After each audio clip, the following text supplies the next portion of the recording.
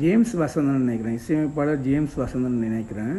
அவங்க வந்து ஒரு இன்டர்வியூவில் வந்து மதிப்புக்குரிய தமிழக முதல்வரை என்ன சொல்கிறது, அந்த ஆள் இந்த ஆள்னு சொல்லி விமர்சனம் பண்ணுறாரு.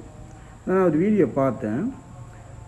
உண்மையாகவே உங்களை மாதிரி ஆட்களுக்கு நம்ம வந்து மரியாதை கொடுத்து பேச வேண்டிய அவசியம் இல்லை. பட் உங்களுடைய என்ன சொல்கிறது, பேசுகிற வார்த்தைகளை வச்சுக்கொண்டே நீங்கள் எப்படிப்பட்டவர், நீங்கள் எவ்வாறு கௌரவமாக உங்களுடைய வாழ்க்கையை கொண்டு போகிறீங்கன்றதே தெளிவாக தெரிஞ்சிடும்.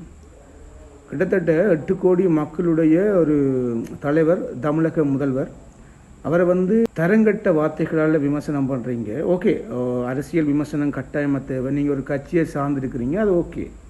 ஆனால் அதுலேயுமே ஒரு என்ன சொல்கிறது, நாகரிகம் தவறாமல் விமர்சனம் பண்ணணுமென்ற பேசிக் பண்பு கூட உங்கள்கிட்ட இல்லை.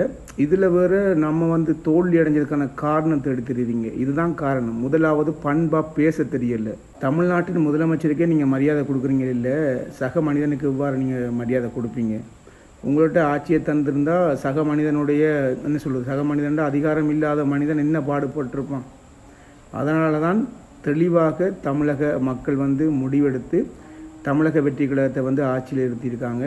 இந்த தோல்விக்கான காரணத்தை வந்து உங்களுக்குள்ளே தேடுங்க, வெளியே தேடாதுங்க. முழுக்க காரணம் நீங்கள். உங்களுடைய வாய் வளம் முதல் உங்களுக்கு பேச தெரியல.